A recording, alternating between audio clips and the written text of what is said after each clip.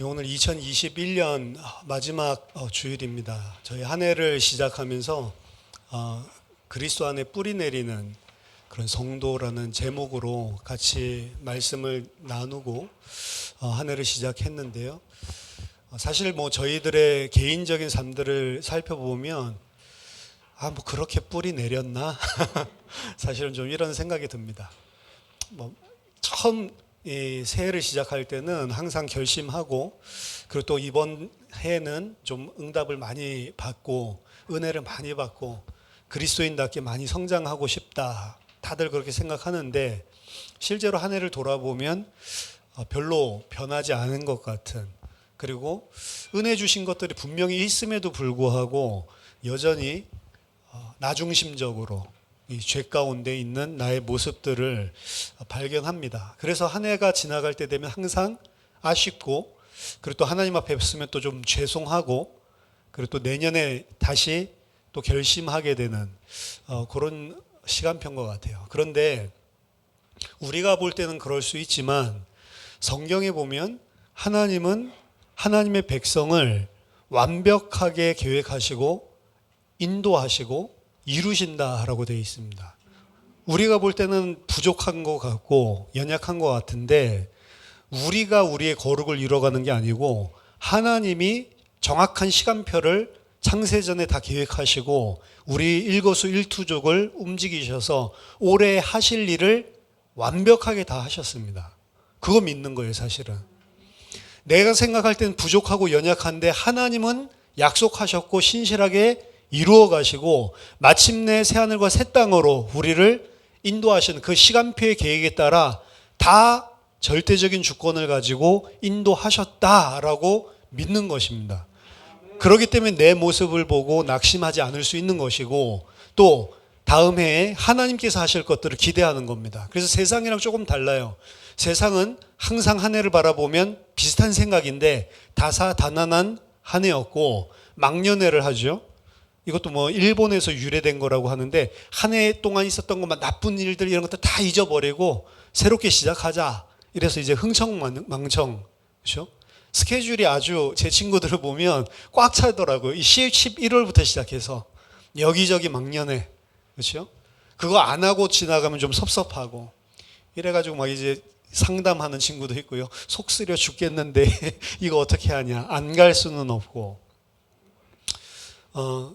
잊어버리는 것이 아니고, 그리고 또 잘못된 것들 이런 것들을 묻어버리는 것이 아니고, 잘못되어지고 연약하고 실수하고 심지어 좋은 일이 생긴 건 나쁜 일이 생긴 모든 것들까지 다사다난한 게 아니고 하나님이 우리에게 구원을 완성시키기 위해서 일어나가는 과정 중에 있다. 신자는 그걸 믿는 겁니다. 내 자신의 의를 믿는 게 아니고 하나님의 약속과 그 약속을 이루어 가시는 그 하나님의 신실하심, 그걸 사실은 믿기 때문에 우리들이 늘 새롭게 시작할 수 있는 거죠. 그런 와중에 내년을 생각하면서 뭐 신년 예배 때도 같이 나누겠지만, 내년에 응답받아야 되는, 그리고 또 우리가 성장해야 되는 영역, 사실 일평생을 두고 성장하고 우리들이 응답받아야 되는데, 그것이 우리 개인 교회로의 모습이기도 하지만 공동체로서의 교회의 모습, 이 부분에 대해서 많이 기도하게 하십니다. 그래서 오늘 설교 제목이 강해 설교 안 하죠? 준비 못한 것도 있어요. 어제 또 이제 막 이 주석책 꺼내가지고 막 이렇게 하다가 아니다, 이 새해를 놓고 같이 말씀 나누는 게 낫겠다. 이 책 읽다가 이런 생각이 들어서 바꿨어요. 그래서 하나님이 이루실 온전한 교회, 사실 우리들이 이번 주 같이 나눈 말씀이지만 응답받아야 되는 내용입니다. 오늘 본문들 이렇게 읽어보셨지만, 야, 교회 안에 이렇게 서로 이해해주고 사랑해주고 서로를 용납해주고 어떠한 악이라도 악으로 갚지 않고 선으로 다 갚아주고, 진짜로 교회 안에 이런 모습들이 있으면 온전한 모습이겠죠. 그러면서 멤버들은 항상 뭐 기뻐하고 범사에 감사하고 기도하고 막 이런 모습들이 있으면 그야말로 진짜로 교회다, 이런 생각이 들겠죠. 하지만 이 땅의 교회는 불완전합니다. 그 어떤 교회도 완전을 이룰 수가 없는 부족한 모습들을 가지고 있습니다. 심지어 불신자들이 봤을 때도 지탄을 받을 만한 모습들이 교회 안에 많아요. 그거 인정을 해야 됩니다. 물론 그러한 모습들이 교회 안에 들어왔지만 예수 안 믿는 사람들이 저는 많다라고 생각을 하기 때문에 목사도 마찬가지, 목사도 예수 안 믿어도 목사 될 수 있습니다. 그냥 MDV 과정 거쳐가고 그리고 얌전하게 교회 출석하고 할 것들 봉사하고 이러다 보면 그냥 목사 안수 받는다고요. 목사들 중에 불신자 같다라는 심증이 가는 그런 사람 너무 많아요, 사실은. 목사도 그러할진데 목사만 그렇습니까? 제가 봤을 때는 성도들 가운데도 성도가 아니고 그냥 교인인 사람도 충분히 있을 수가 있는 거죠. 마태복음 25장의 마지막 때 심판하실 때 보면 교회를 심판하시는데 교회 안에 양과 염소가 있다니까요. 교회 안에도 구원받은 자가 있고 구원받지 못한 자가 있고 구원받지 못한 자들을 통해서 사실은 야 교회가 뭐 저래 이런 지탄받는 것들도 많이 있다라고 생각을 합니다. 그러니까 불신자들보다 못하다라고 막 이제 욕을 하고 우리도 자성의 소리를 내는데 사실은 불신자인 사람들도 많이 있는 것 같아요. 뭐 이상한 목사들 너무 많아요. 전횡을 하고 세상 사람들로서는 도저히 이해할 수 없는 그런 성범죄도 하고 사람들을 갖다가 이 매니플레이트 하는 거죠. 조종하고 조작해가지고 교회를 통해서 돈벌이 하고 이런 사람들 많습니다. 너무 많아요. 진짜로 교회다운 교회가 거의 없는 것입니다. 그리고 그 교회다운 교회도 조금 사람들이 많이 모여들고 그리고 헌금들이나 이런 재정적인 이런 부분들이 충만해지고 넘쳐나면 타락해버려요. 그렇게 순수했었던 목사도 그 뭐 30명 뭐 우리가 이럴 때는 순수한데 10,000명 목회자 되면 뭐 달라집니다. 그렇죠? 어깨에도 힘이 확 들어가고 목이 뻣뻣해지고 그리고 자기 자신이 뭔가 하는 것처럼 이러는 경향이 다분히 많아요. 그래서 저희 교회는 사실은 안 크는 게 더 좋다라고 제가 계속 이야기하는 게 저의 죄성을 봐도 10,000명 교인 되면 타락할 가능성이 농후한 죄인이다. 그렇죠? 저만 그렇습니까? 저만 쓰레기예요? 다 쓰레기예요, 사실은. 인간이라고 하는 게. 그렇죠? 조금만 뭐가 잘 되면. 그렇죠? 뭐 어릴 때 뭐 번데기적 시절을 모른다고 혹은 올챙이적 시절을 모른다고 나비 되고 나니까 뭐 자기 개구리 되고 나니까 올챙이적 시절 잊어버린다고 인간이 그러기가 굉장히 쉽습니다, 사실은. 신자건 불신자건 간에. 근데 이제 교회는 온전한 교회의 모습, 이 사실 오늘 본문에 있는 모습이 되면 제가 봤을 때 이 정도의 교회가 진짜로 이 지상에 존재한다라고 하면 어느 정도 진짜로 온전한 모습인 것 같아요. 교회는 하지만 이 모습을 온전하게 이룰 수가 없다는 게 이제 문제입니다. 근데 오늘 말씀드리고 싶은 거는 우리가 이룰 수는 없고 부족한 거 분명히 인정하고 우리 죄성 가지고 있는 자라는 거 인정하지만 성경에서는 온전한 교회는 이래야 된다라고 하는 분명한 모습을 제시하고 있다는 겁니다. 우리는 부족하니까 안 돼요. 이게 아니고 부족한데 하나님이 교회를 볼 때 이것이 바로 교회다라고 하는 그림을 분명하게 제시를 해줍니다. 그리고 교회가 불완전함에도 불구하고 그 교회의 모습을 향해서 부단히 나아가고 몸부림치라고 성경은 이야기를 하는 거예요. 만약 그 모습을 향해서 나아가지 않고 몸부림치지 않는다면 저는 교회 아니라고 생각을 합니다. 개인의 교회의 모습도 그렇고 공동체인 교회의 모습도 그렇고 성경의 교회라고 하는 것은 구원받은 하나님의 백성 개인이 교회이고요. 그리고 그 개인들이 모인 공동체를 교회라고 하거든요. 그러니까 개인에게도 교회의 모습이 있고 공동체의 모습에도 이런 모습이 바로 진정한 교회 공동체다. 이러한 모습이 바로 진정한 교회 성도의 모습이다 라고 제시해 주는 상이 있어요. 당연히 하나님의 은혜를 받은 자라면 이렇게 돼야지 라고 하는 분명한 모습이 있다고요. 근데 우리는 그거 못하잖아요. 못한다고 해서 원래 불완전한 거야 라고 하면서 자기 죄를 죄 가운데 그냥 가만히 있는 것, 이 사람은 제가 봤을 때는 생명이 없는 사람입니다. 생명이 있는 사람은 알아요, 자기가 불완전한 것. 그렇지만 이게 바로 그 은혜 받은 사람의 모습이지 라고 하는 것 때문에 자기 연약할 때 돌이키고 하나님께 힘을 달라고, 은혜를 달라고, 나 이런 죄인이라고 회개하고 하나님께 은혜를 간구한단 말이에요. 계속 지향성이 그 모습을 향해 나가게 돼 있는 거지, 그냥 주저앉아 있거나 원래 우리는 그 죄인이야, 뭐 니나 나나 똑같아 이러면서 그 부단하게 나아가는 사람이랑 자기 자신이 죄를 즐기고 있는 모습이랑 똑같다라고 이야기하는 거는 이 사람은 생명 없는 것입니다. 양심의 화인을 맞았다고 그러죠. 그 제가 옛날에 깜짝 놀랐어요. 어떤 한 목사님은 이 청년들, 대학생들 사역을 하면서 이 청년이랑 같이 이 부적절한 성관계 맺고 계속 타락을 하는 거죠. 목사인데. 근데 이 여자가 이제 커가지고 결혼을 했어요. 결혼을 했는데도 계속 불러내. 전화해가지고 밤에. 그럼 또 그 여자는 어떤 여자냐, 또 나가. 그 남편한테 들켰어요.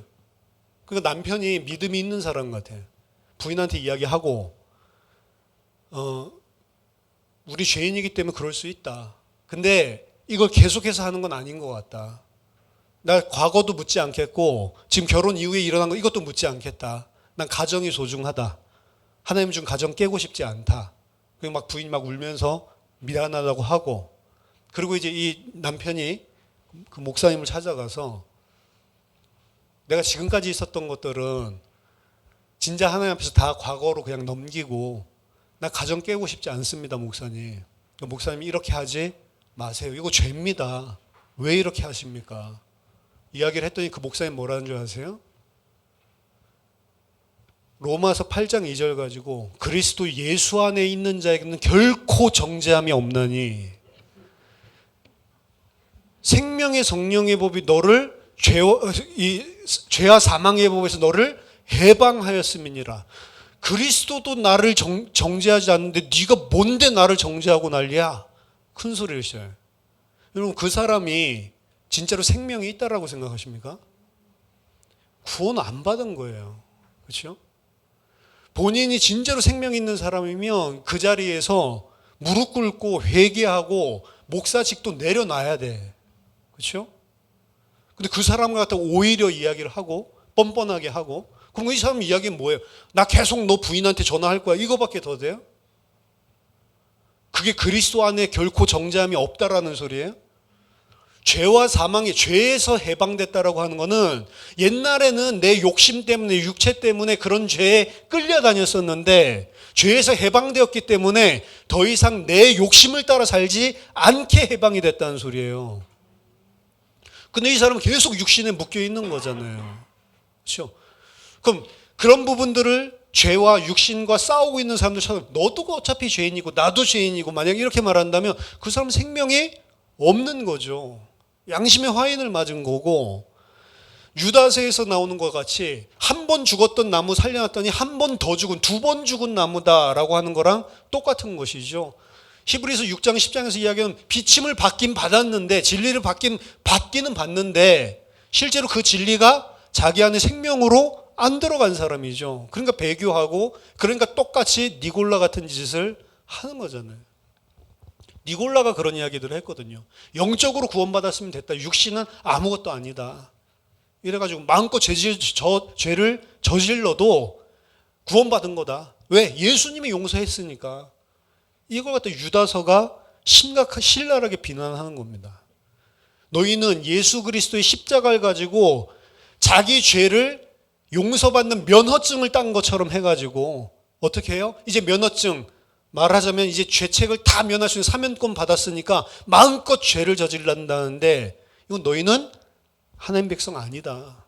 그런 자들은 마귀의 자식이다. 이 이야기 하는 거예요, 사실은. 근데 그런 식으로 흘러가는 이 구원파식의 구원 사상이 상당히 많다니까요, 교회 안에. 그러니까 교회 안의 모습들이나 이런 것들이 오히려 불신자라면 쉬쉬하고 숨기고 어떻게 보면 쪽팔려 해야 되는 이런 죄를 어떻게 해요? 예수 그리스도의 죄, 이 면죄부, 어떻게 보면 면허증, 죄를 마음껏 저질러도 되는 면허증으로 변질시켜가지고 세상 사람들이 하는 것보다 더 끔찍한 죄들을 한다니까. 그러면 죄책감도 안 느껴요. 그렇죠? 그 사람은 구원을 안 받은 것입니다. 근데 그 기준으로 봤을 때 오늘날의 많은 교회 안에 교회는 다니는데 구원에 실제 양심이 없는, 구원받지 않은 것 같은 사람들이 너무 많은 거예요, 사실은. 구원받은 사람은 그래서 교회가 제대로 하면요, 사실 세상 사람들이 지탄할 일이 없습니다. 세상 사람들이 봤을 때 더 정상적이고, 세상 사람들이 봤을 때 저 사람들은 진짜로 선하구나, 그렇게 생각하는 게 교회예요, 원래는. 사도행전에 나왔었던 교회도 그래서 온 백성에게 칭송받았습니다. 가이사에게 절하지 않겠다라고 하는 것 때문에 핍박을 받을 수는 있어도 이들의 행실이 저 사람은 참 바르구나, 이게 로마 사람들의 생각이었어요. 그래서 로마 사람들 굉장히 성적으로 타락했잖아요. 근데 기독교인 처녀들을 골라가지고 결혼을 했다고. 왜요? 이 사람은 절대로 바람 피거나 이러지 않거든. 이 사람은 가정을 지키거든.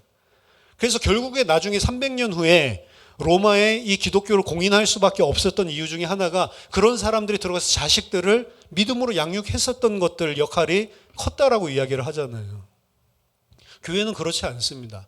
세상 사람들이 봤을 때도 이 사람들은 참 정상적이고 선한 사람들이에요, 사실은. 근데 교회가 종교화가 되어가고 교회도 이권 집단이 돼가고 교회 안에서도 원래는 목사 많이 하고 싶어 하지 않아야 돼요. 어제도 저희 이모부님이랑 같이 이야기했는데 통합 측 은퇴 원로 목사님이신데 원로 목사 되는 게 승효야 얼마나 힘든지 아냐? 그러면서 원로 목사 된 것들 굉장히 힘들다고 이야기를 하더라고요. 20년을 넘어야 한 교회에서 목회한 20년이 넘어야 원로 목사가 될 수 있대요.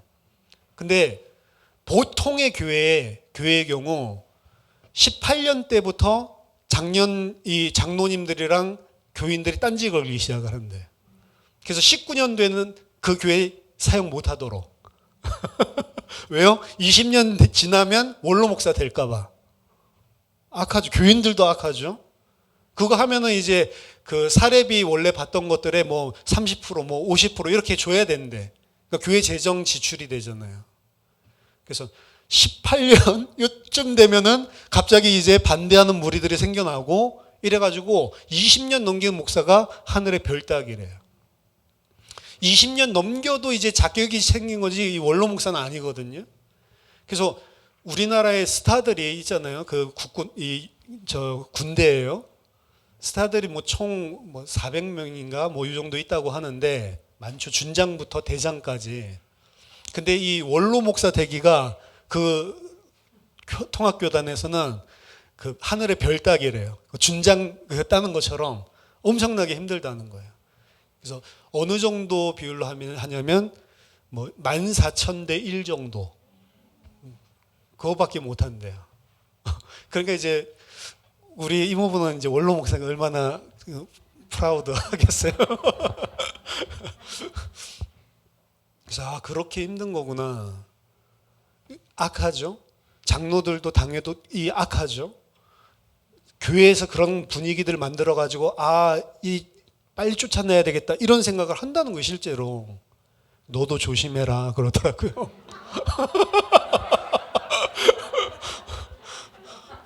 그렇게 잘해주다가 18년째 되면 그렇게 된다. 너도 조심해라. 그래서 우리는 안 그럴 것인데 그랬더니 사람 모른다 이놈. 목사는 그럼 또 안 악합니까? 목사도 그 자리를 차지하고 또 이권을 받아내기 위해서 나중에 은퇴할 때 보면 당회랑 싸우고 교회랑 싸워가지고 퇴직금이다 뭐다 이거 받아내려고 빡빡빡빡 긁어가지고 하는 목사들이 부지기수예요. 그래서 우리 이모부는 나는 아무것도 요구 안 하고 그냥 주는 대로만 받고 나왔는데 그냥 이제 본인 교회보다도 훨씬 작은 교회는 이제 막 싸워가지고 막 빡빡 긁어가지고 자기보다 몇 배로 더 많이 가져온다는 거죠. 근데 진짜 교회, 진짜 성도는 빡빡 긁지 않고요. 진짜 그 목사라면 본인이 다 손해봐도 그냥 주는 대로 받고 나오는 거예요. 맞죠? 이 사람이 진짜로 하나님의 종이고 진짜로 이 교회를 위해 또 우리 개인들을 위해 우리 후대들을 위해 목회를 했는데 은퇴하고 나면은 먹고 살 게 없다. 그러면 교회가 돌봐주는 거예요. 그냥 가족이니까. 그런 거지. 여기에 있는 것들을 생각해 보면 교회, 이 성경에 나온 교회들 생각해 보면 말도 안 되는 일이 일어나는 거예요. 사실 어떻게 보면은. 작년에 통합식의 교회가 개척한 교회가 1700교회라고 그러더라고요. 1700개의 교회 가운데 70% 이상은 3년 안에 문을 다 닫는데요. 매년 배출되는 목사는 900명이래요. 그 900명들 가운데 10년 뒤에 목회하고 있는 사람들이 퍼센티지가 엄청나게 떨어지는 거죠. 20, 30% 빼고는 목회를 못하는 거죠. 왜 그런 목사를 그렇게 하려고 할까요? 제가 신학교 다닐 때도 보지만 다 만명 목회 할 수 있는 사람들인 것 같아. 내가 하면 저렇게 목회 안 한다. 내가 하면 뭐 조용기는 안 되더라도 그래도 한 10,000명 정도 목회는 충분히 할 수 있다. 야심을 가지거든요. 근데 그 사람들이 그 야심 가지고 하는데 됩니까? 안 되죠. 안 되는데 목사라고 하는 딱지는 계속 붙어 있죠. 근데 통합청 좀 좋은 게 있더라고요. 3년 동안 목회 안 하고 교회에 소속돼 있지 않으면 그냥 목사 없애버린대. 면제. 좋. 그러니까 어떻게 해요? 면제가 안 당하려고 여기저기 이름 걸어놓는 거예요. 이름 걸어놔도 그냥 잘라버려야 되는데. 그렇죠? 목사가 많이 필요가 없어요, 사실은. 이게 한 교단이거든요. 그럼 합동이다, 고신이다, 뭐 이런 것들 다 치면 매해 배출되는 목사가 도대체 몇 명이에요? 목사 너무 많다, 제 생각에. 그렇죠? 그래서 3년 만에 다 망한다고 그러는데 우리 교회 3년 안 망했으니까 감사하다. 뭐 이런 생각도 들고. 그렇죠? 이 땅의 교회가 너무 불완전합니다. 그래서 사람도 구원받지 않은 사람들이 목사 중에도 성도 중에도 많이 끼어 있고 또 구원받은 사람도 불완전하고 그러니까 이게 교회가 욕먹을 일을 할 수밖에 없고 이 땅의 교회는 참 성경에 나온 이 멋진 모습 가지고 이런 게 아니고 대부분은 욕 처먹는 그런 교회입니다. 그렇죠? 우리 교회도 사실은 마찬가지입니다. 우리들이 구원받았지만 연약한 부분들이 분명히 존재를 하고요. 단 이점은 우리 교회는 구원받지 않은 사람은 잘 안 와요. 올 이유가 없는 교회예요. 안 그렇습니까? 왜 여기 와요? 제가 참 여러분들 보면은 되게 귀하다 이런 생각들을 해요. 왜냐하면 제가 그 원래 가지고 있었던 믿음, 신앙, 교회 생활 이런 것들을 비춰보면 저 이런 교회 안 나옵니다. 편하게 할 수 있는 데가 너무 많아요. 신사적으로. 썬데이에 멋지게 예배 드리고 그리고 내 삶을 윤택하게 누릴 수 있는 이런 데들이 더 많아요. 그렇죠? 근데 왜 왔습니까? 우리 교회? 뭐가 좋아서 왔죠? 이거 보고 이게 뭐예요? 이렇게 이야기하는데 저는 이거 봐도 좋다 이런 생각이 드는데 뭘 보고 왔습니까? 하나밖에 없어요. 저희 교회에 오는 사람들은. 그냥 말씀입니다. 말씀. 근데 그 말씀이 진리가 선포되는 게 제가 봤을 때는 굉장히 많은 퍼센티지를 차지하는 거예요. 교회가 바른 모습으로 가려면 성경에 있는 말씀이 제대로 우리들 안에 심겨지고 그게 우리들을 성장하게 해줘야 교회가 바르게 성장하고 그리고 우리 개인들도 그래야 바른 하나님의 백성으로 자라날 수 있기 때문에 말씀이라고 하는 거는 제가 봤을 때 키입니다. 어떻게 보면 교회에. 에베소서 4장에 보면은 교회를 한 몸으로 세우기 위해서 하나님께서 세우신 직분들이 등장을 해요. 근데 사도, 교사, 목회하는 목사, 말씀 전하는 전도하는 전도자 이런 것들 나오는데 전부 다 뭐랑 관련된 거냐면 말씀이에요. 사실은. 교회 안은 그래서 하나님의 말씀이 중심이 돼서 말씀이 우리를 양육하게 하고 말씀이 우리를 공동체로 만들어 나가는 게 제가 봤을 때는 제일 키다. 불완전하지만 그래서 항상 말씀이라는 기준이 있어야 되는 거예요. 그래서 내가 이게 불완전하다라고 생각하고 저기로 가야 되는데 이렇게 안 되는 내 죄를 하나님 앞에 무릎 꿇고 회개하고 힘달라고 이야기를 하는 것입니다. 그래서 우리 교회도 불안정하고 우리 개인 성도 그리고 저까지 다 한 명 한 명이 불안정하지만 앞으로도 또 불안정할 것이지만 그럼에도 불구하고 하나님은 우리 개인을 그리고 우리 공동체를 올바른 말씀과 진리가 있다면 성경에서 이야기하고 있는 온전한 교회로 만들어 나가시는 일을 끝까지 하실 것이고 그것이 구원의 여정입니다. 이 땅에 있는 이유예요. 비록 우리는 불완전하지만 하나님이 우리에게 주신 그림은 완전하다는 거죠. 그리고 진정한 교회는 정말로 구원받은 하나님의 백성이 맞다면 우리 현재의 모습과 하나님께서 장차 나에게 이루어 주실 그 완성된 모습 사이에 간극, 갭을 느끼는 거예요. 갭을 느끼고 그런 갭을 본다면 하나님의 백성이 이렇게 돼야 되는데 그렇게 되지 못한 모습을 늘 죄송하고 하나님 앞에 무릎 꿇게 되어 있는 겁니다.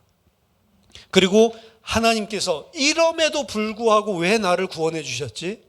이 구원 받아놓으면 마땅히 이렇게 해야 되는데 아직 이 모습인 이런 갭이 있는 나는 알고도 왜 나를 구원해 주셨지?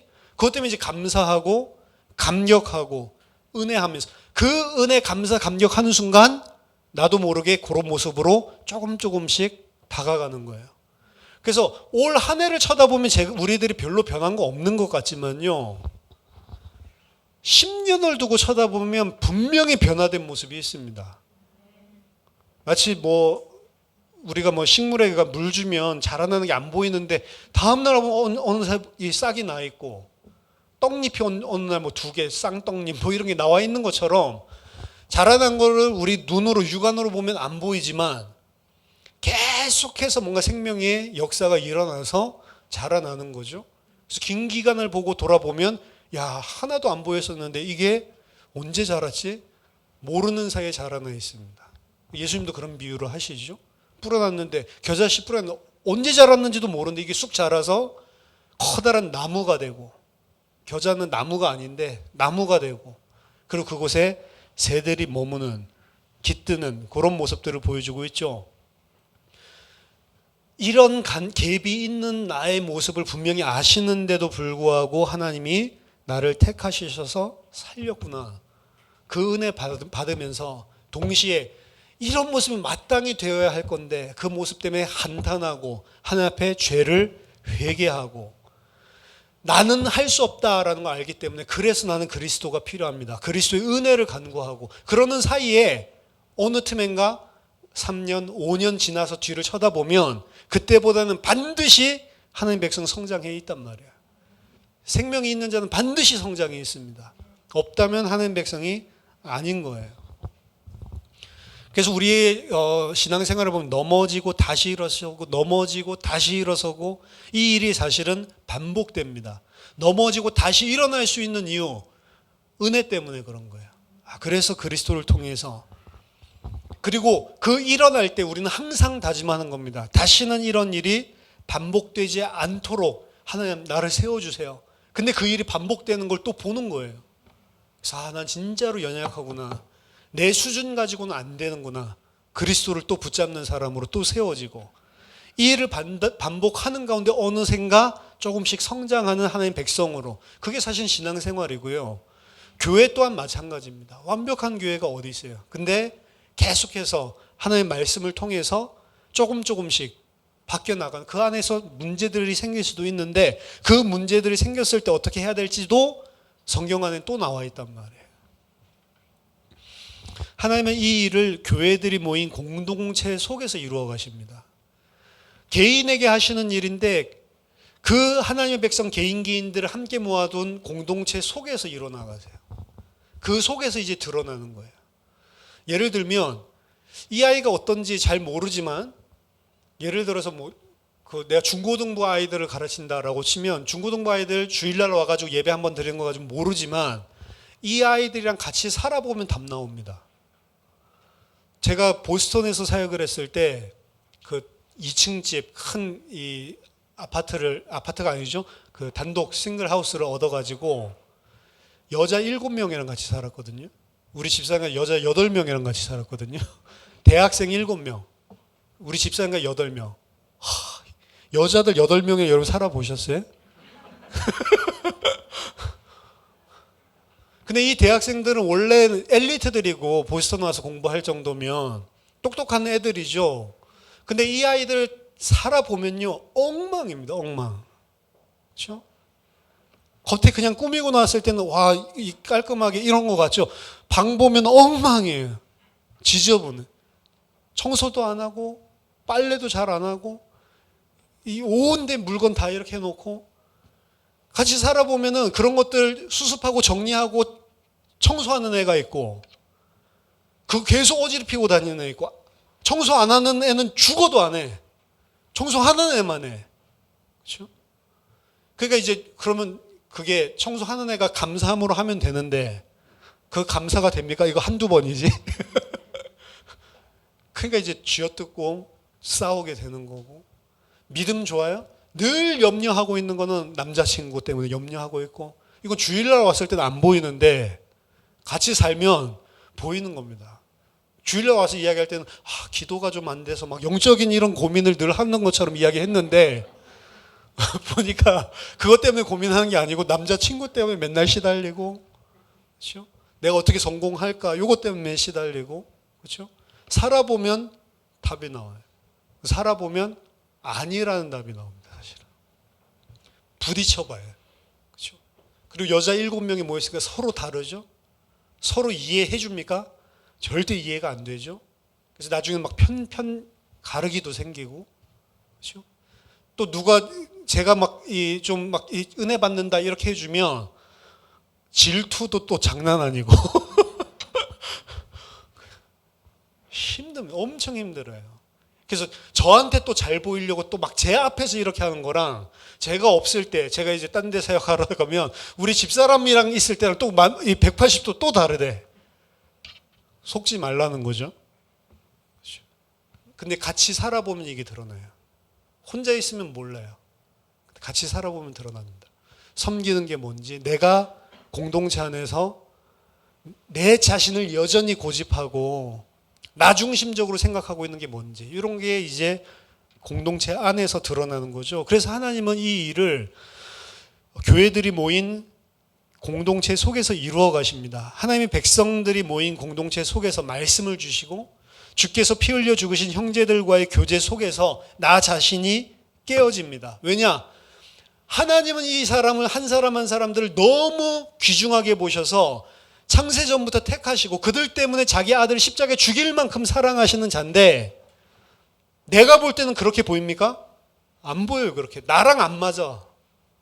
그렇죠? 내 생각이랑 안 맞고 이러면 하나님이 그렇게 귀하게 보는 사람 하나님이랑 똑같은 눈으로 보는 게 아니고 누구 눈으로 봐요? 내 눈으로 봐요. 아이고 저것도 구원받았다고 이렇게 저게 집사야 이러면서 그래서 교회에서 은혜 받으려면 제일 앞줄에 앉으라고 그런 거예요. 뒷줄에 앉으면 뒤통수 보이니까 찬양은 잘도 한다 이러고 보이니까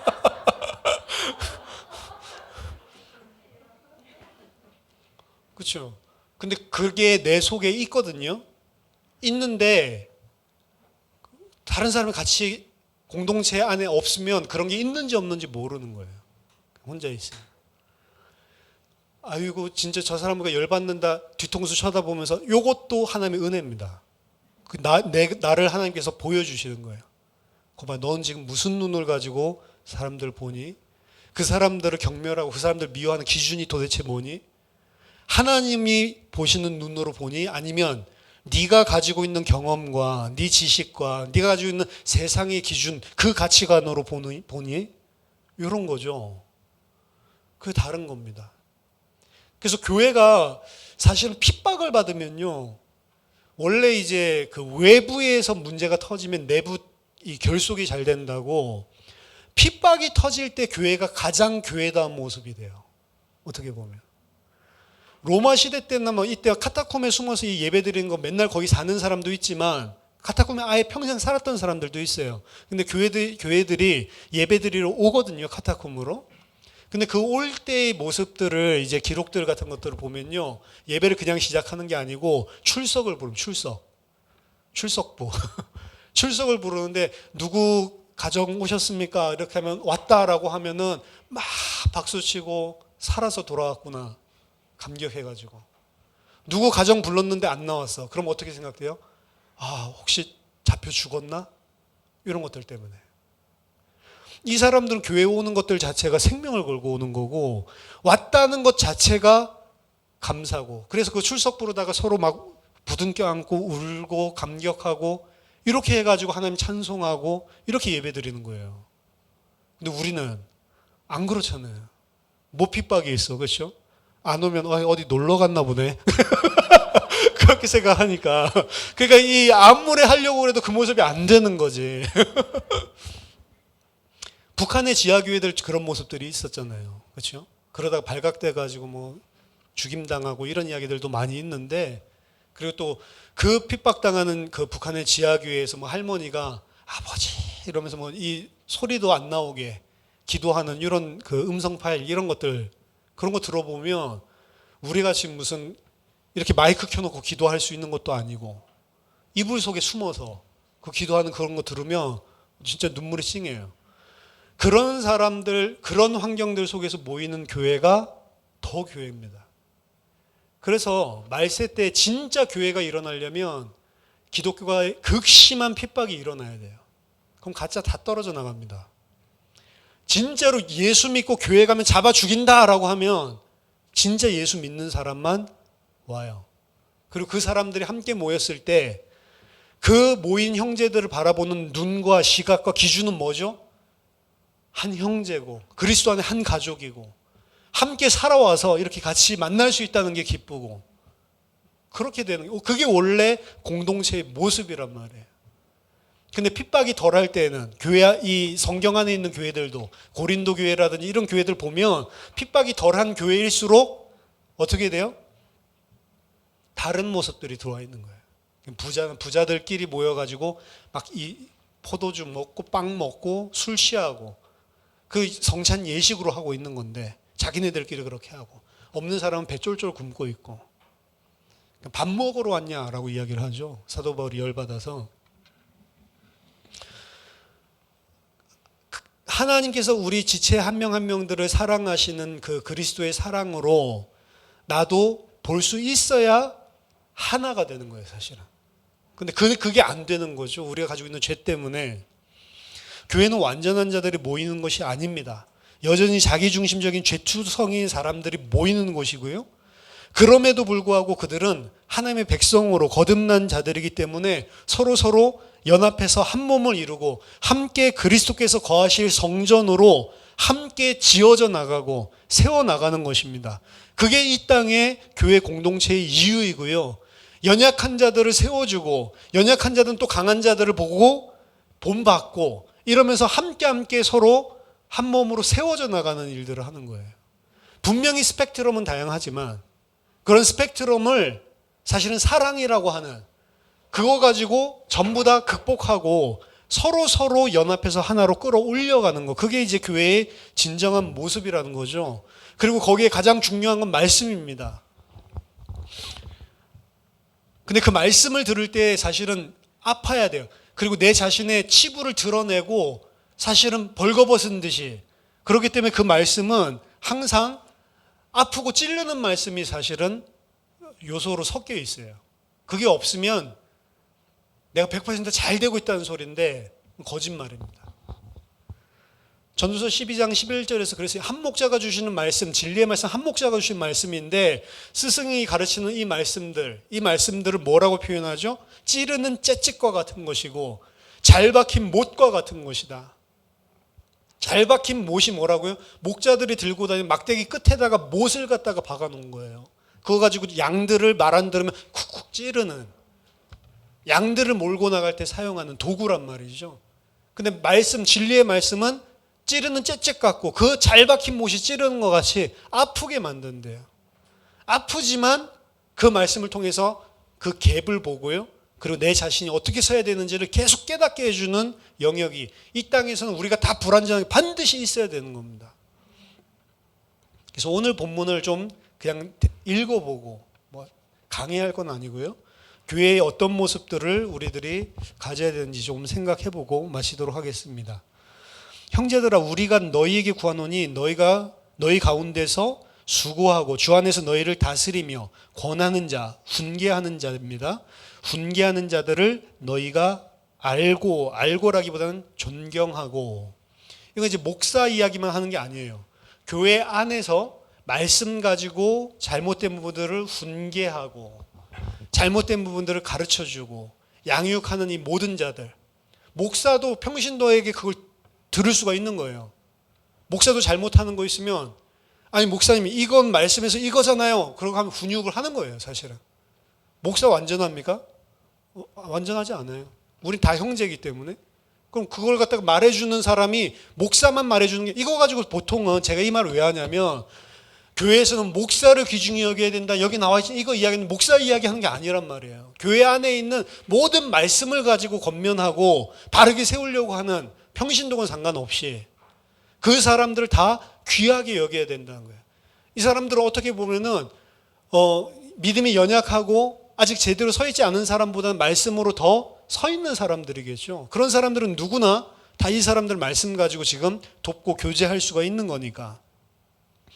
13절에 그들의 역사로 말미암아 사랑 안에서 가장 귀히 여기며, 그 말씀 전해주는 사람 훈육하니까 아프다고 그랬죠. 근데 사랑 안에서 그들을 가장 귀하게 여기고 너희들끼리 화목하라. 이게 결과예요. 그 말씀으로 양육되면 무슨 일이 일어나요? 너희들끼리 서로 화목하게 되는 일이 일어납니다. 하지만 화목하게 된다고 해서 죄와 갱신할 부분들을 쉬쉬 넘어가는 게 아닙니다. 그들을 훈계하고 가르치고 바르게 세워나가는 거예요. 14절에 또 형제들아 너희를 권면하노니 게으른 자가 아니고 질서 없이 행하는 자, 원문에는 질서 없이 행하는 자들을 권계하며 마음이 약한 자들을 격려하고 힘이 없는 자들을 붙들어주며 모든 사람에게 오래 참으라. 이 약한 자들 그리고 질서가 없는 자들 바르게 세우는데 방법이 뭐냐? 그들을 격려해주고 힘이 없는 자들을 붙들어주고 그리고 오래 참아라. 이게 방법이에요. 삼가 누가 누구에게든지 악으로 악을 갚지 말게 하고 서로 대하든지, 교회 안에서 공동체끼리 서로 대하든지, 모든 사람을 이건 불신자 포함해서 세상에서 악으로 갚지 않고 항상 너희는 선을 따라라. 그럼 불이익 보는데요. 그래도 그렇게 해라 이거예요.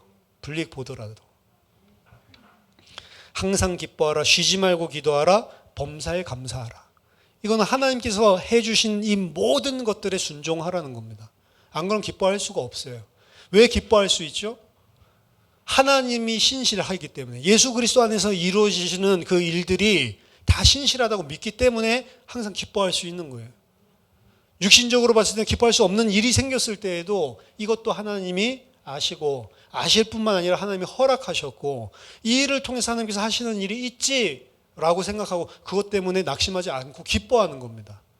세상 사람들도 조금 지혜 있는 사람들은 그렇게 해요. 세옹지마 이야기도 하지만 이 일이 나쁜 것 같은데 오히려 이것 때문에 좋은 일이 생겼다고 그게 좋은 게 아니고, 사실은 우리는 뭘 보는 거죠? 세옹지마에서는 일이 일비하지 마라 이런 교훈인데, 우리는 일이 일비하지 말라 그 소리가 아니고 하나님이 지금 너를 그 좋은 일, 나쁜 일들을 통해서 너를 하나님 백성, 새하늘과 새 땅에 살 사람으로 만들어가고 있는 거기 때문에, 그거 신뢰하기 때문에 항상 기뻐할 수 있는 거고, 그리고 범사에 감사. 근데 중간에 쉬지 말고 기도하라 여기 나와 있죠. 샌드위치 항상 기뻐하라 범사에 감사, 이거 같은 이야기인데 중간에 샌드위치로 쉬지 말고 기도해야 된다. 그 왜 그래요? 기도는 뭐예요? 내가 원하는 거 얻어내는 게 아니고 하나님이 보시는 거를 내가 하나님 보시는 대로 볼 수 있는 게 기도죠. 하나님 하시는 거에 무릎 꿇는 게 기도입니다. 기도는 내가 원하는 거 얻어내는 게 아니고, 항상 기뻐하고 범사에 감사할 수 있는 비밀이 뭐냐? 항상 기도하는 거예요. 내 눈으로 보지 말라는 거죠. 이것이 그리스도 예수 안에서 너희를 향하신 하나님의 뜻이니라. 이거를 교회 안에서도, 나 개인도 그렇고 교회 공동체 안에서도 성령을 소멸하지 말며 예언을 멸시하지 말며. 성령을 소멸하지 말라라고 이야기하는 게 막 성령 충만 이거 생각하는데요. 대꾸법입니다. 대꾸법. 성령을 멸시하지 말라는 거는 예언을 멸시하지 말라는 거가 대꾸로 나오는 거예요. 말씀이에요. 말씀. 성령이 우리에게 역사하는 방법은 말씀입니다. 신비하게 이상하게 막 찌릿찌릿하고 그 성령 아니에요. 내가 이상한 거지. 신체적으로 병원 가야 되는 거지. 성령은 말씀으로 역사하세요. 우리를 지도하고 가르치고 생각나게 하고 그 말씀의 의미가 무엇인지를 꽂히게 만듭니다. 성령은. 예언은 뭐냐? 예언, 미래 예언하는 게 아니에요. 성경에서 이야기하는 모든 예언은 미래 맞추는 게 아니고 하나님의 말씀을 가지고 주는 겉면, 그걸 예언이라고 합니다. 그러니까 하나님이 주시는 말씀을 소멸하지 말고 멸시하지 말라라고 이야기하는 거예요. 범사에 헤아려 좋은 것은 취하고 악은 어떤 모양이라도 버리라. 자, 이렇게 하려고 몸부림치는데도 불구하고 잘 안 되죠. 근데 23절, 24절에 평강의 하나님이 친히 너희를 온전히 거룩하게 하시고. 누가 거룩하게 해요? 하나님이 그렇게 해주신대요. 우리는 그 기준 가지고 하나님 앞에 무릎 꿇는데 잘 안 되는 모습 계속 발견합니다. 근데 23절에 평강의 하나님이 친히 너희를 온전히 거룩하게 하시고 또 너희의 온 영과 혼과 몸이 우리 주 예수 그리스도께서 강림하실 때에 흠없게 보존되게 하신다. 수동형으로 써 있거든요. 내가 흠없는 신부로 보존해야지가 아니고 하나님이 보존시켜 주시는 겁니다. 너희를 부르시는 이는 미쁘시나니 신실하시나니 그가 또한 이루실 것이다. 너희 보고 이렇게 해야 된다라고 이야기하고 그 이루실 건 누가 하신다고요? 하나님이 하신대요. 이게 성경이에요. 이상하죠. 해라라고 하고 누가 해요? 하나님이 하세요. 해라라고 하는 기준만 가지고 있으면 돼요. 어떻게 보면. 그리고 그거 안 되는 거 발견하고 하나님 은혜가 필요한 자입니다 라고만 우리가 서 있으면 돼요. 하나님이 결국에는 붙잡고 너희를 흠없는 거룩한 어린 양의 신부로 만드실 것이다 라고 이야기를 합니다. 우리 2021년을 마무리하면서 개인 교회, 여러분 개인을 좀 생각을 하시고요. 그리고 우리 교회 공동체로서의 교회라고 하는 부분들을 생각하시고요. 2022년도에 아까 광고에서 이야기를 했지만 일꾼들도 세워졌고 더 많은 분야에 또 필요한 영역에 세워져야 됩니다. 그런데 정말로 오늘 말씀한 대로 우리들이 하나님의 말씀대로 교회로 우리가 2022년을 살아간다면 2022년 마지막 주일날 또 우리들이 한 해를 돌아보면서 말씀 나누겠죠. 그 사이에 하나님께서 우리 교회가 교회답게 이렇게 성장시켜 주셨구나. 하나님께 영광 돌리는 그런 한 해가 될 줄 믿습니다. 하나님께서 해주실 것들을 기대하고 또 하나님께서 우리에게 이루신 것들을 감사하면서 연말 연시 행복한 시간들 보내시길 바라고 그리스도인으로 우리가 온전하게 성장하는 은혜가 늘 있기를 예수 이름으로 축원합니다. 기도하겠습니다. 하나님 은혜를 감사드립니다. 이 연약하고 부족한 자기밖에 모르는 죄인들을 하나님 저희 구속하시고 거룩하다 하시고 저희들을 하나님의 영원한 온전한 하나님의 백성으로 만들어 가시는 그 구원의 은혜에 모든 감사와 찬양과 영광을 돌려드립니다. 하나님 우리 예수 생명교회를 주님께서 온전히 붙들고 인도하셔서 하나님이 세상이 교회를 지탄하고 있는 이때에 그리스도의 몸된 교회가 무엇인지를 하나님 맛보고 체험하고 전달하고 흘려내보낼 수 있는 그리스도의 교회가 될 수 있도록 축복해 주시옵소서. 새해를 맞이하면서 하나님께서 우리에게 더 큰 은혜로 우리에게 베풀어 주신 은혜를 볼 수 있는 말씀과 믿음의 눈을 허락해 주시옵소서. 살아계신 주 예수 그리스도 이름으로 기도하옵나이다. 아멘.